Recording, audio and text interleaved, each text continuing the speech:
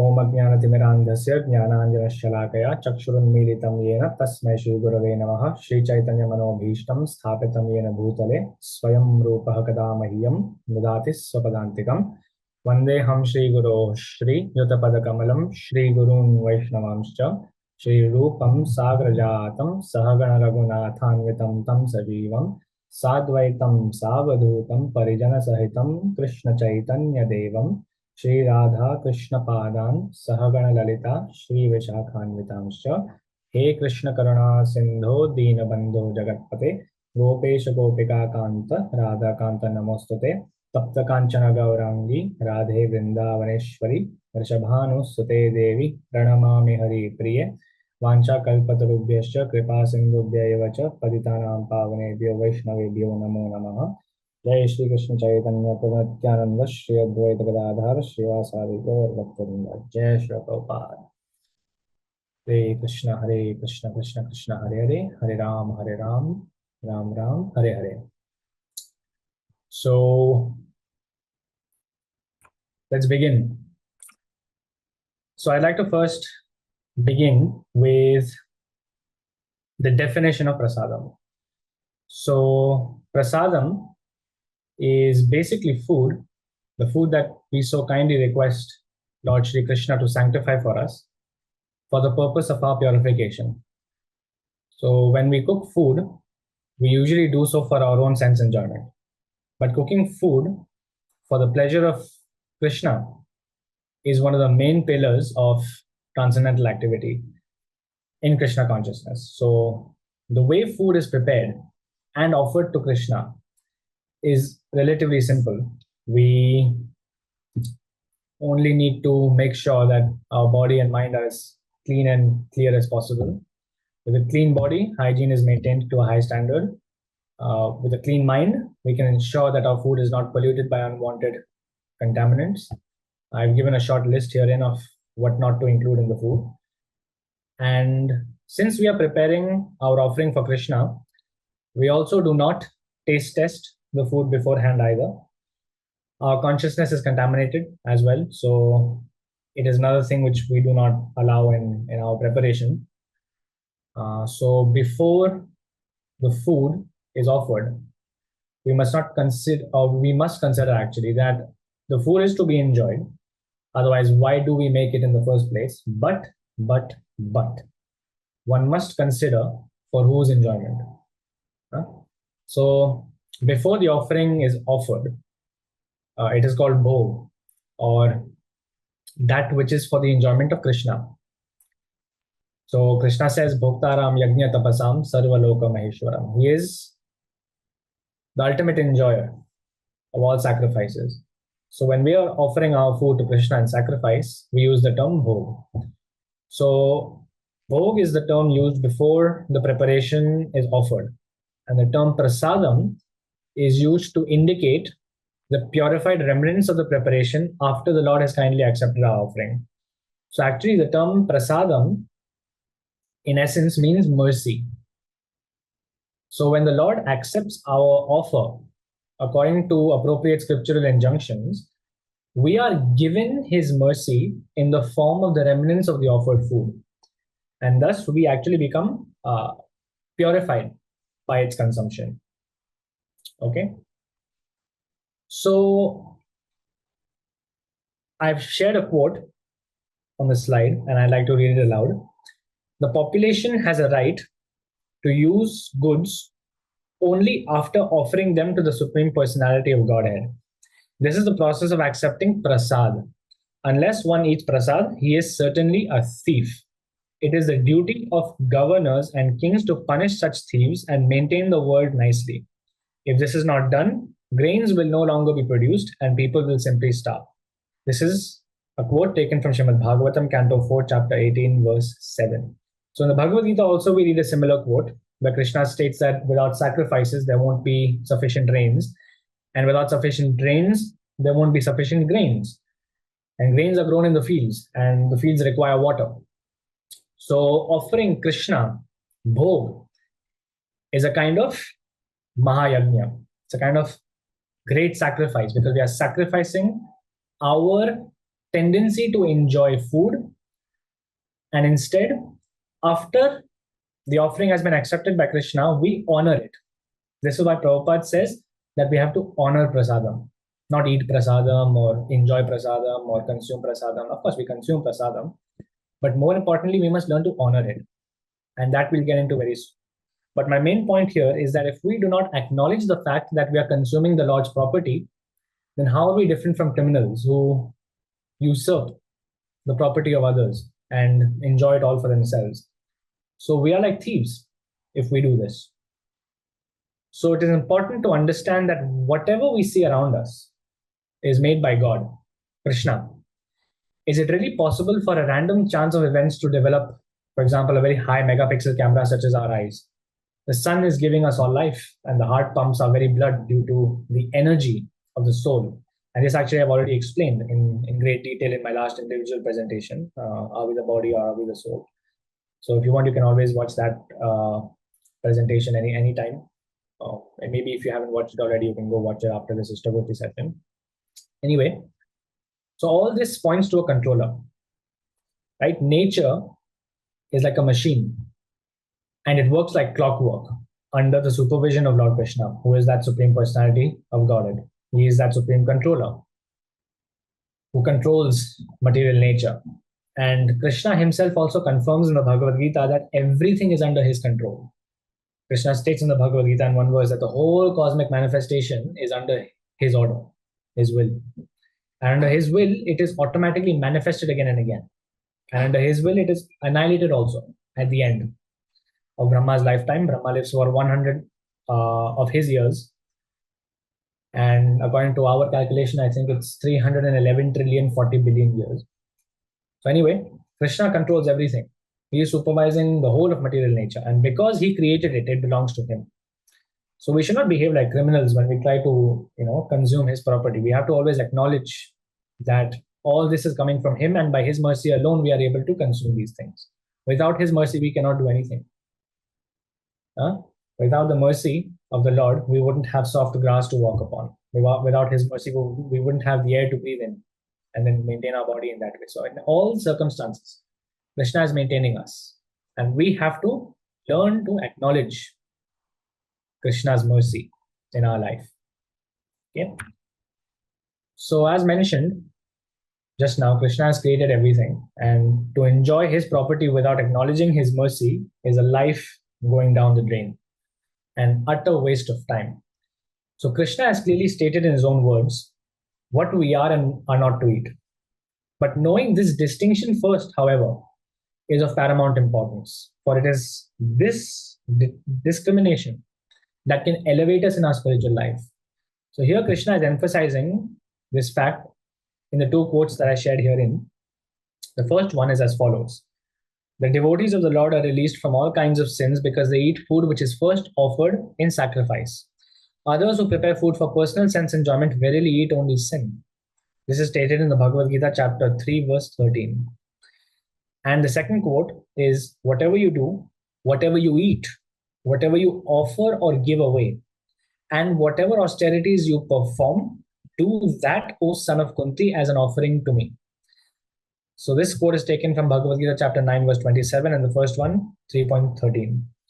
Now here Krishna is mentioning that we are released from all kinds of sin. Why? What is the sin of eating food without offering it to him, Krishna?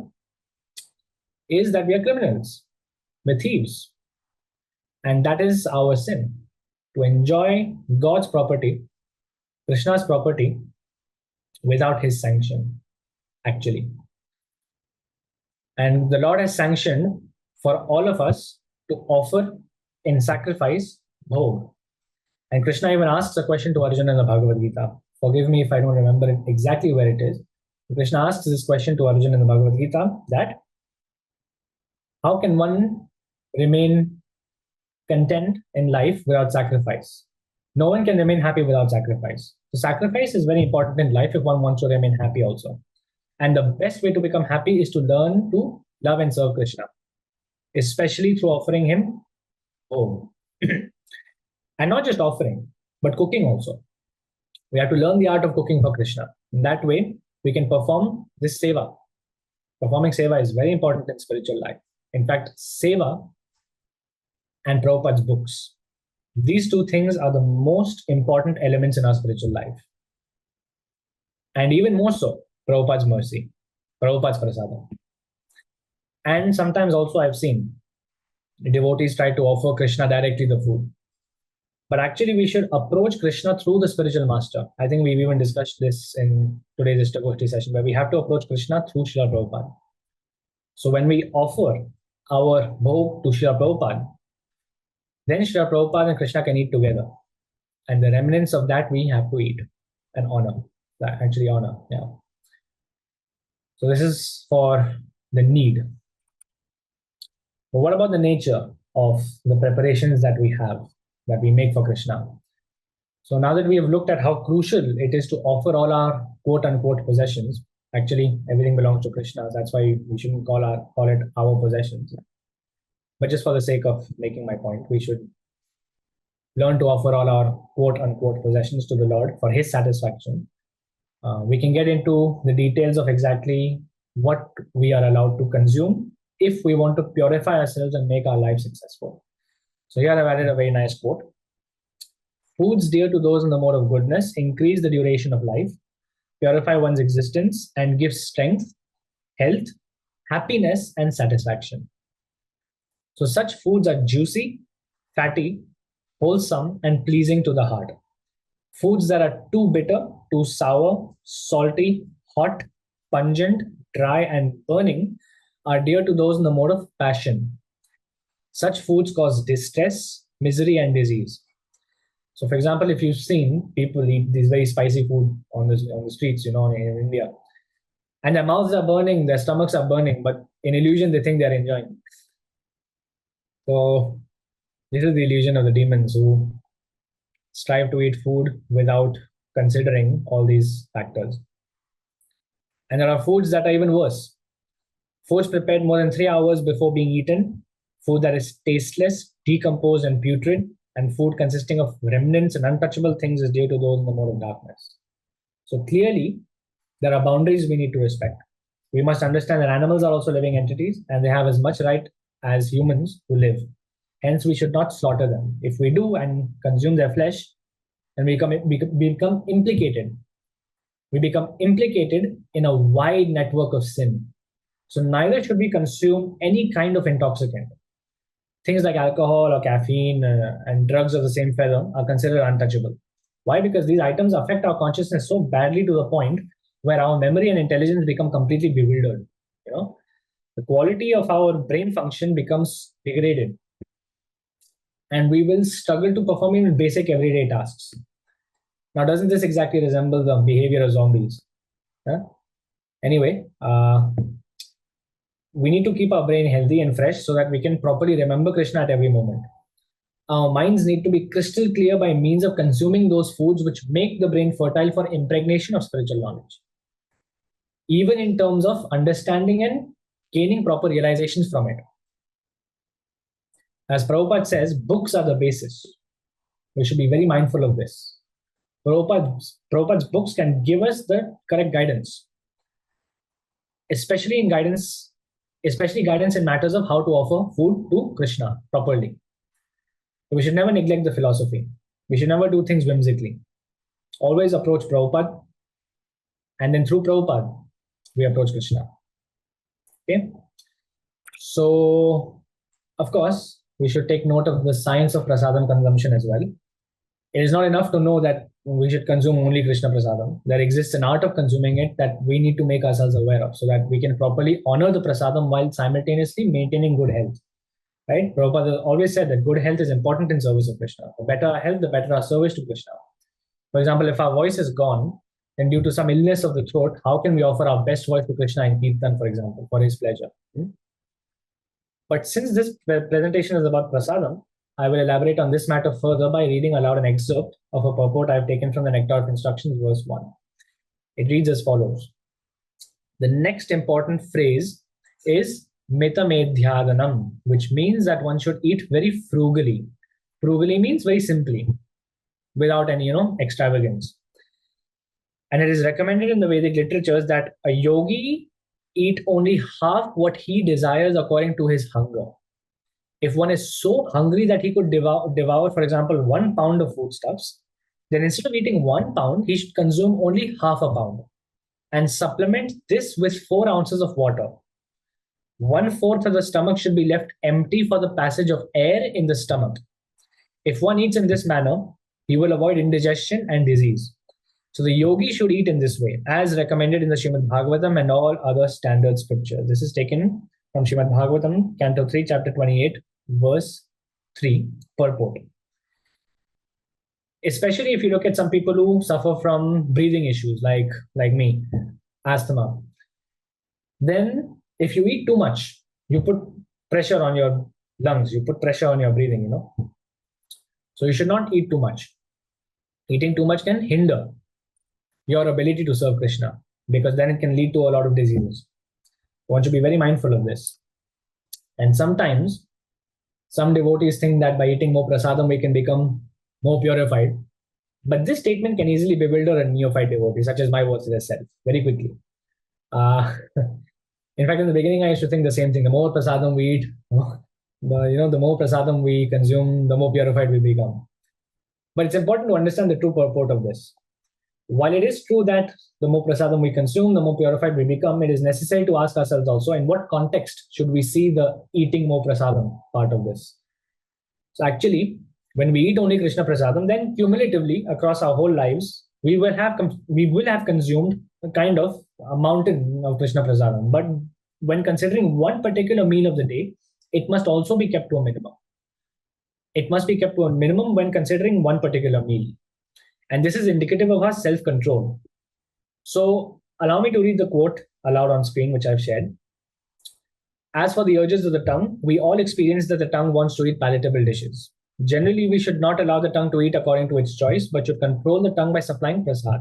The devotee's attitude is that he will eat only when Krishna gives him prasad. That is the way to control the urge of the tongue.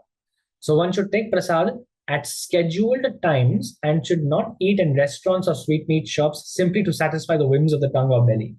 If we stick to the principle of taking only prasad, the urges of the belly and tongue can be controlled. So ultimately, prasadam still fills our belly. Right? We all know too well that quote by Prabhupada. And Prabhupada said, so don't waste your time making material plan, big plan. Big monkey, big belly, sail on jumping, melancholy. Big belly, Prabhupada said. Therefore, we must eat only as much as necessary, even if it is prasadam we honor. Even if it is prasadam we honor. In the middle of the quote also, shown on the screen, we see how Prabhupada mentions that fact that we should only consume prasadam at scheduled times. This means food consumption must be as consistent as possible also. If we eat too much early in the morning, as I have actually experienced in the past myself, one can feel very sleepy. And sleep is never good in spiritual life. The whole purpose of spiritual life is to practice conquering sleep by the mercy of our beloved spiritual master, Srila Prabhupada. So this is why we should not consume too much prasadam also. Although we should consume only Krishna prasadam, we should consume also less of it. Because that way we can avoid sleep. When we conquer sleep, we conquer a lot of problems that we encounter when advancing in spiritual life. In fact, even today now, materialists have also come to the same understanding. Quote also once more, vegetarian diets, including strict vegetarianism or veganism, are considered healthy and nutritionally adequate and can supply people's nutritional needs at all stages of life, as long as such diets are well planned. Well planned. Prabhupada mentions the same thing, schedule. So vegetarian diets usually have a higher content of carbohydrates and fibers, in addition to lower levels of proteins and fats, in particular saturated fats. Studies comparing the microbiota of vegetarians and non-vegetarians shows that a plant-based diet can benefit the diversity and profile of the bacteria that make up the intestinal microbiota. So here clearly it is said, indirectly, that these bodies are not actually meant to take in non-vegetarian food at all. We're not meant to consume meat. We're not meant to consume fish. We're not meant to consume eggs. We are not meant to consume onion and garlic and the like, because our body is not built for such foods. Krishna himself has so kindly engineered these bodies. specifically to consume Krishna Prasadam only. And when we consume only Krishna Prasadam, then our body becomes healthy. If we consume anything else, our health is only going to degrade and thus our service. So, in addition to differences observed in the microbiota with a more favorable bacterial profile, a vegetarian diet with high consumption of whole foods, fruits, and vegetables, Prabhupada mentions same thing. We have whole grains, we have milk, we have fruits, we have, vegetables, all very juicy things, that we can eat. That Krishna has prepared for us, set aside for our quota. A vegetarian diet with high consumption of whole foods, fruits, and vegetables leads to increased production of metabolites from the fermentation of prebiotics and phytochemicals by these bacteria, which also have a positive effect on the host's health, both at intestinal and systematic levels, contributing to the prevention of chronic diseases. Okay, so this is why it's very important to consume Krishna Prasadam. When we consume Krishna Prasadam according to Prabhupada's instructions, again, books are the basis. We have to read Prabhupada's books to really learn the art of all these things. Without reading Prabhupada's books, we are lost. Can't do anything without it. So when we consume Krishna Prasadam, our health gradually becomes better and better and better. Living this lifestyle. And the better our health is, the better the service we can perform. The better we can focus during our chanting sessions. Because when we consume Krishna Prasadam, our intelligence becomes very clear, like a clean, clear river. You've seen the reflection in that river, it's very clean, very smooth. So, consuming these vegetarian foods can help increase our concentration levels. And again, it can significantly boost our ability to grasp transcendental knowledge from Srila Prabhupada, from Bhagavad Gita, from Srimad Bhagavatam, from Chaitanya Charitamrita, Sri Ishopanishad, Brahma Samhita, and so many other Prabhupada's books. So I'm promoting both the art and the philosophy by which you can find how to perform this art. Okay, and of course I've also seen, so many devotees have this misconception. One should be very careful. Okay. Anyway, thank you so much for bearing with me, and I hope presentation was not too confusing. I hope presentation was thoroughly according to Prabhupada's instructions. Jai Shri Prabhupada or Jai Shri Prabhupada. Vancha kalpatarubhyascha kripasindhubhya eva cha. Thank you so much.